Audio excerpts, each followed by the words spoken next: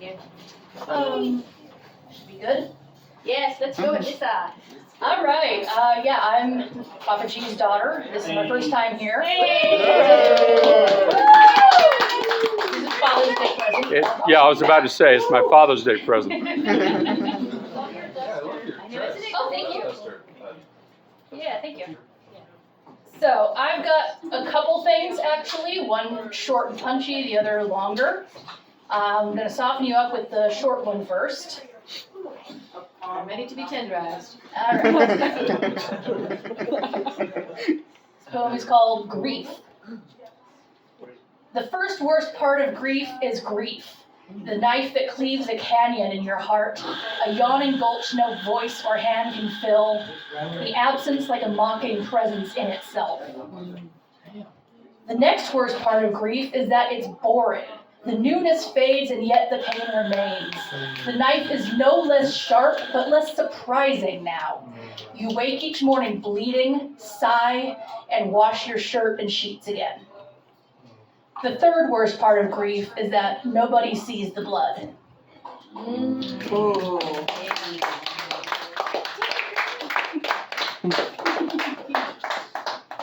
right, we all feeling softened up? Yes. All right.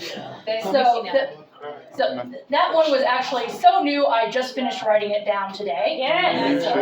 This one is older. I've been fiddling with it since 2003. I know it has been since 2003 because this is about an event that occurred in 2003. On March 12, 2023, a Saudi Arabian trans woman living in the United States named Eden Knight committed suicide after being forced to return to her family and forced to detransition. And this poem is me just being real in my feelings about that. So, for Eden Knight. I do not know so much of God, or if there is an ear that hears our prayers, or if it even cares. But what I know is this. If creation is a holy thing, the birth, the blossoming, the way a life unfurls itself according to its code, so too must be becoming. So too must be the act of building, the sacred alchemy of self-construction, the shaping of the flesh to fit the contours of the soul. I do not know much of evil, or whether we are tainted by the fruit that filled Eve's mouth so sweetly. What I know is this: to murder someone is a sin. And just as hands can choke life from the throat, so too can poison faith strangle the heart, and so can those who were to love us steal away the breath of hope and think their hands unstained.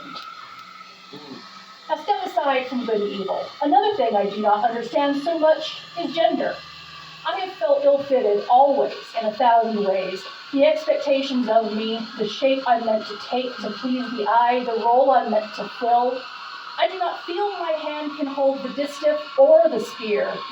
I do not know the pain of knowing keenly who I'm meant to be and my own flesh against me. Not the way she did. And yet I know the tear-soaked nights, the desperation of a soul a-twisting on a snare, strangling on the wire in the dark and tasting its own blood. I know the way it feels when hope is failing, a feeble flicker in the night.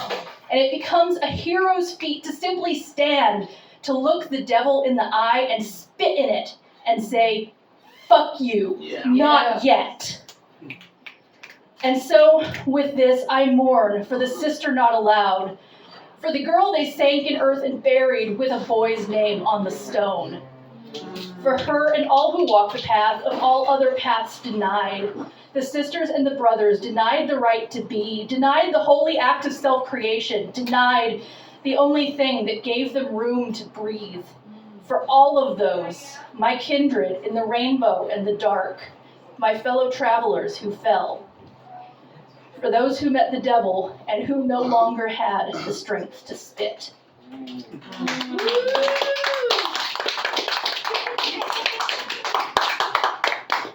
Thank you. Thank you.